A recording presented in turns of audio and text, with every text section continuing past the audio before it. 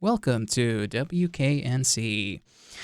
This is your host, Abdullah Najjar, and in today's episode of Connecting to Pack, I am joined by Vikram Rathore. I'm sure I got it, pronounced it correctly. Vikram is a student from India who recently transitioned to NC State, but he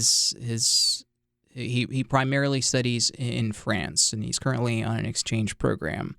So it would be interesting to learn more about his background, the decision he made, or the reasons behind making the decision of showing up to the U.S. And obviously, we'll try to also understand why he chose to go to France as well. So without further ado, Vikram, welcome to the studio. Thanks, man. Thanks. Thank you for having me. Absolutely. It's a pleasure to have you here. So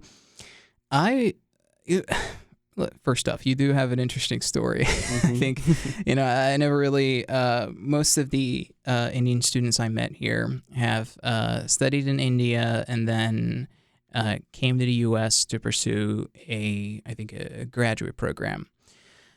But you have an interesting story in the sense that you chose to pursue your undergrad in France, and then now you're in the U.S. So how about you share with me and the audience the reasons behind choosing to leave India, to go to France, and pursue your undergrad in France? Okay, so to give you a little bit of a backstory about my father, because he's the one who was, the first generation who left our family to study abroad. Oh. And then he set us on a path for me and my sister both, to go to abroad, study abroad, and have after our high school, all of our higher education from some institute outside India. So, this was about, I would say, 1990s when he decided to do his PhD from Rutgers University.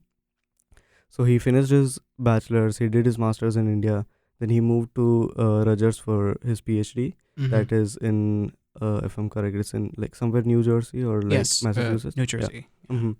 So, he had this idea of being independent and living by yourself, which not a lot of people in India get to experience, because it's the norm is people would do their studies, get a job, and live with their family.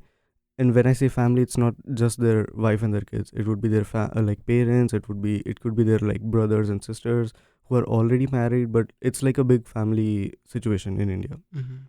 So after I finished my high school, it was I was already set on a path to go to abroad, right? But how I landed up in France, that's a little bit of I didn't have a choice. I did have a choice, but it was the circumstances which I faced. So I'm from COVID batch. Okay. So I finished my high school right around when the COVID hit. So I had my exams in March of 2020, and that's exactly when the lockdown happened. So that's why our results were delayed. No one knew what they would do, how the colleges would work out. Everyone was figuring out how the things would go about, right? So I applied to, initially I was going to go to Australia. So I applied to this university called QUT, Queensland University of Technology in Brisbane. I got accepted. I had the degree. I was going to pursue the degree I wanted. It was a double degree in mass communication and business administration. And everything was pretty much set. And that's when the government announced that, okay, we are going into the lockdown because there's this virus going about. So I was like, oops. But the thing was, my sister was already in Australia. She's doing her doctor, she's going to become a doctor. I think she's already a doctor now. Congratulations. She thanks. She graduated 2 months ago, I'd say. She finished her semester and they'll have their ceremony and everything in few months. Whatever. So she told me that there's this news going around in Australia that they might not open their international borders for anyone commuting to or from Australia until 2025. Oh, So I was like, oops. that's disappointing. Yeah. So now the hopes are crushed. I have my offer letter, but I can't go to Australia because the regulations. So my next best option is to start studying online, right? But I thought like if you're paying north of like $5,000 to $10,000 each semester and you're doing it online, like is it worth the value? Maybe not. So I started looking into the universities which were offering on-campus education, which would offer me the same degree, but let me be on campus to get the student life and everything. So this is around the timeline would be September of 2020 when I started looking into the other universities as soon as I got my results back.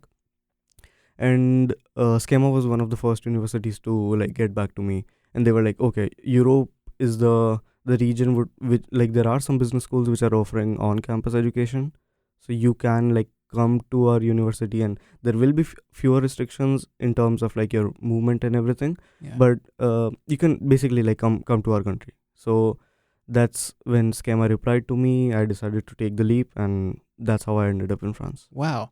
So some members of the audience would not know, I think, what Schema is. So how about you tell us what is Schema? You mentioned that it's in France. Is that is that a college, a university, like a program? What is it exactly? So I would like to break down it as it's like a merge, and not exactly like a merge, but it's like they have these business schools. So the full name is Schema Business School. It's essentially a business school. It's not a university, so they don't offer other courses apart from business. So it's like very focused and very like streamlined program. They offer masters and bachelors both, but it's like very specific to business courses, and they kind of specialize in it, and that's why they're like really reputed within France. So, and they also have like a lot of tie-up with other partner universities abroad, and they have like a really good network of colleges. Yeah. So you moved to France. How old were you at the time when you moved to France? I just turned 18, so I was like lucky enough to not have any of the problems with legal guardian and everything else. Oh yeah, lucky you. So you moved to France. Before moving out, did you have any expectations about what you were gonna be facing in France, I guess, in terms of culture, school, education? So I kind of talked to few of the students or like the alumnus of Schema Business School, and I had this expectation of like, okay, it will be like strictly study oriented. You will have your courses, and then that's about it. Like there is no student life. There's nothing to be expected from university, which is, I think it depends on the person. It depends from person to person on how they approach the university. But that was like my preconceived say like notion or like idea about Schema and France in general. Okay. And then so when you showed up, you realized that it's more than just, it's not just exclusively about academics. There's more to explore. Yes, definitely. I mean, they have a lot of student clubs. They have like, so like Europe in general is like very good with their sports. Yeah. So I'm not talking about like as big as in the United States, but they have like their professional school, they're like professional teams, and like they compete on a really high level. Like some of my classmates currently are like national champions in weightlifting, in pedal tennis. Like one of the guys, like France's, he won like best. He was like the top player of like France within his age category in like junior category. Yeah. So there are like a lot of talented sports people in Schema. Wow. Well, I mean, so you decided to go abroad outside at the age of 18 to live outside of India. Based off of what I understood from your father's experience and your family's I guess encouragement, it seems like not a lot of Indians at the age of 18 decide to go abroad. In a sense, you might be the exception. Would you think that's an accurate assessment? I would like to break it down into like to give you a better understanding of how education system is in India. Okay. So for our high school, so India is like a massive country, and they have like a lot of states and a lot of different languages. So our education system is divided into like three categories. So to say, it's like there are like three education boards. So each state has their own state board who teach them like the regional in their regional language, Uh-huh. and they decide on what curriculum to teach.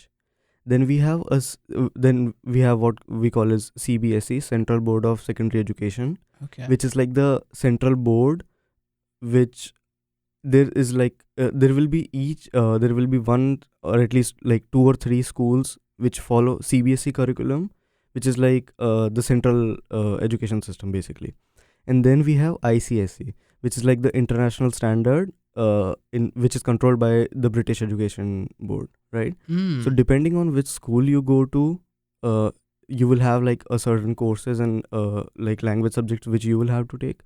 But a lot of students from CBSE board do end up in abroad. But Yeah. like the majority of population in India go to state board. Wow. So I'm talking about like lower middle class to people living around like below poverty line. Huh. This is incredible. No, seriously, it is incredible. With for so you chose, so technically Mhm. the decision to Mhm. go to either Australia or France, Mhm. would you say that's not typical? Like the typical decision would be go to the UK, maybe? It would mostly be all of the English speaking countries, so you'll find a lot of Indian students. Like, I don't think there are a lot of Indian students doing bachelors abroad. Mm-hmm.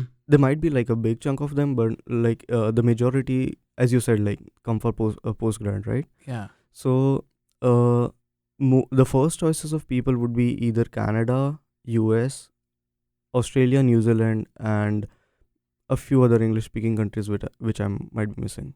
Mm. Wow. Okay. Let me here try to bring it back to the reality of living in France. So, Mhm. I'm sure, needless to say, that the culture in India or the region you came from in India is very different than the culture that you were exposed to in France. Mhm. So, well, how about you share with us a little bit about the uh, the ability to communicate, the ability to establish relationships with your fellow students or fellow French people. Was Okay. it easy? Was it hard? I mean, So, what was that like? so I was taking this French class with this professor. Her name is Nelly Matusowiski. I hope she doesn't mind me calling her out on the podcast. Shout out But to your professor. yeah, so she gave us this analogy of people. Like there are types of people in the world: Mhm. coconuts and peaches. So Okay. so the basic idea is coconuts are the type of people who are hard on the outside, but you get the cream on the inside. Mhm. But to reach to the fruit, you have to like put efforts into it. So you have to hammer the coconut several times, right? So Okay. developing relationship with people in France or in Germany, or like there are a few other examples, they are more towards the coconut side of the spectrum. So Mhm. if you want to like they'll be like really good friends with you, you'll have like lifelong friends, but the thing is it depends on how much effort you put into it. So say for example, if I want to be friends with my local cafe, like the cafe owner, right? Mhm. So I'll have to go there several times, like 2 or 3 times, to make sure that he feels that not necessarily I'm a local, but I'm at least putting some effort into the relationship, and then he'll open up to me. Right. Whereas Indians, I would say most people in America are towards the peach side. So they're very warm to you. They will welcome you. They're soft already. So you can like you'll just like go and mingle with them. So I think you can tell from your experience that it'd be like if you ever try to speak to not necessarily an Indian, but like anyone who's on the peach side of the things, Yeah. it's like they will like instantly become friends. It's easier. Yeah. Wow. So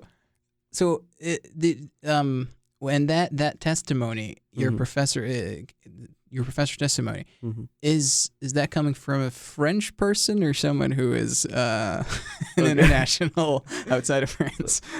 She is her background. She's Russian. Oh. She studied in US for 10 years. Then she went to Spain, and now she's teaching French in France. Oh So my. it's a little bit complicated, but she's a lovely and like really really smart Oh, person. another shout out to your professor. Well, okay. So the community you were Mhm. surrounded by in France, Yeah. would you say that was it was primarily an international community, or was it like some roughly a balanced community where you have internationals and French students?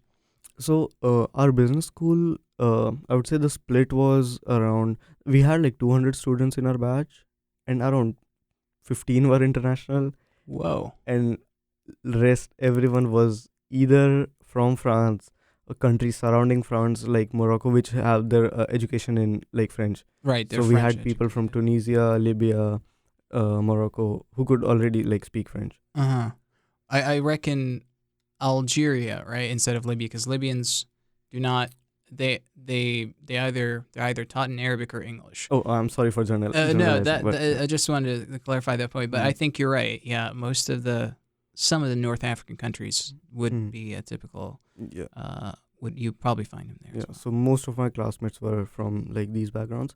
We had few Chinese students. We had someone from Lebanon as well, and there were a few other nationalities. I'm sorry if I'm missing you guys out. No. That's okay. Well, that's incredible. So, um, you spent how many years in France? So I spent my sophomore and my freshman year there. So that's 2 years. Wow. Yeah. And where in France were you located exactly? Okay. So this is this like beautiful town called Lille in north of France, which is like around 1 hour train journey away from Paris. Okay. It's right on the border of Belgium, quite close to Brussels. Like Brussels is only like 30 minutes drive. So it's I would not exactly on the coast, but like in like northern. It's a northern region. Yeah. Wow. And did you find yourself um easily adapting to the community, or did it take a long time before it became easy for you to actually navigate the French community? So I was lucky enough to have an experience to live with a French family for 2 years. Whoa. So yeah, So uh, you were actually living with a French family. yes, Oh my, congratulations. That's, that's that was an incredible. experience. It was like really good experience. How So did that happen? I thought you would probably be living in a dorm or something. yeah, so that was the plan. Like initially, so Lille has a massive student community in terms of there are like a lot of universities in and around Lille, Uh-huh. and like a majority of population is students. So it's really really difficult to find a place when you're moving in. So my initial idea was I will stay in a hotel room, try to find a place which suits me because I couldn't get the dorm room on campus. Yeah. So I was like, okay, instead of just like going for a random place, looking online and then like just enrolling for it, I would much rather visit it in person and then move in, right? So I lived for like about 2 weeks in a Airbnb, which was Okay. a whole other shenanigan. But Oh let's not man. talk about it. Okay, we'll Uh, avoid that. and yeah, and then I met this person who had a room available in their house. So they're a French family. They had a room available. They were very welcome to open to like rent it out to an international student, Oh. and that's when I moved in with them, and that Whoa. started my journey in France. This is fascinating.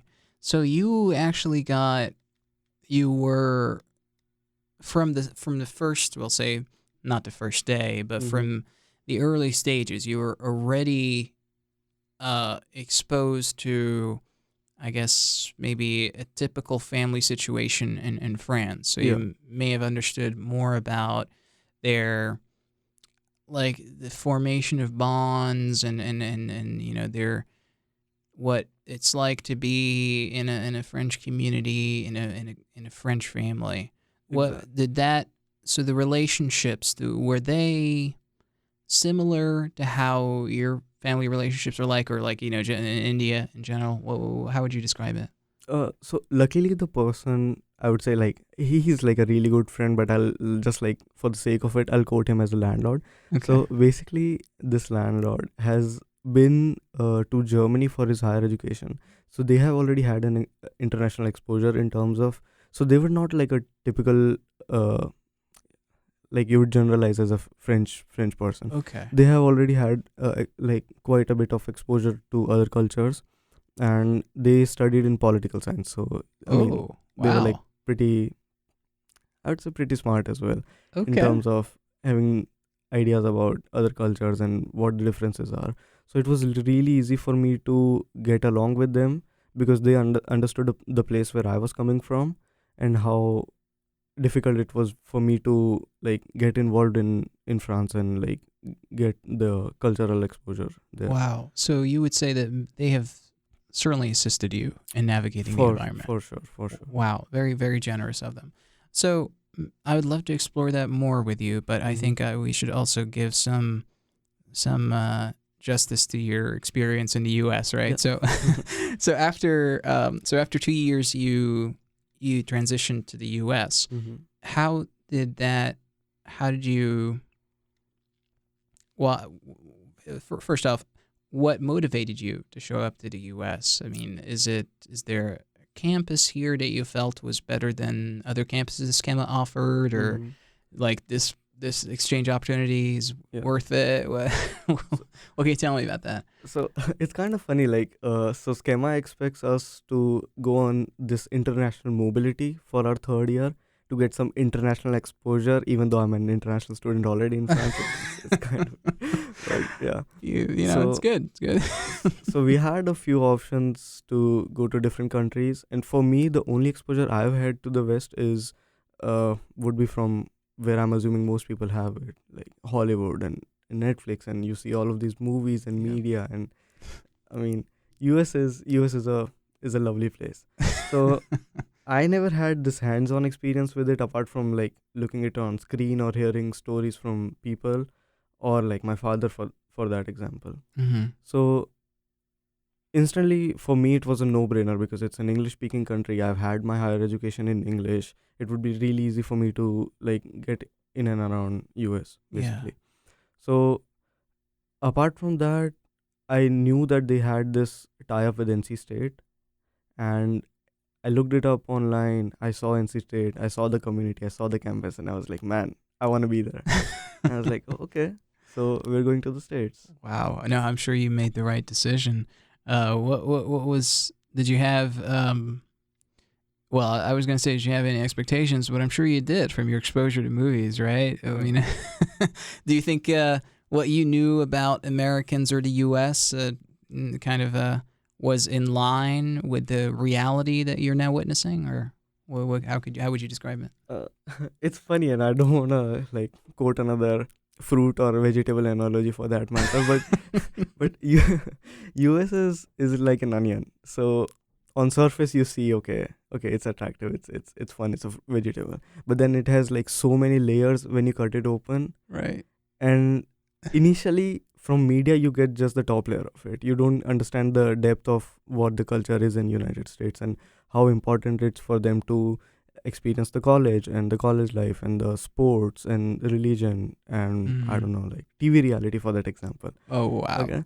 So I was like, okay, this would be interesting. So initially when I started to like experience all of these things and I started to cut open the onion, it turned out to be like most of the things which we see on media channels and like in movies. It's very generalized. I'm not saying that they're not necessarily true, but it doesn't explain the depth of what you can experience in here.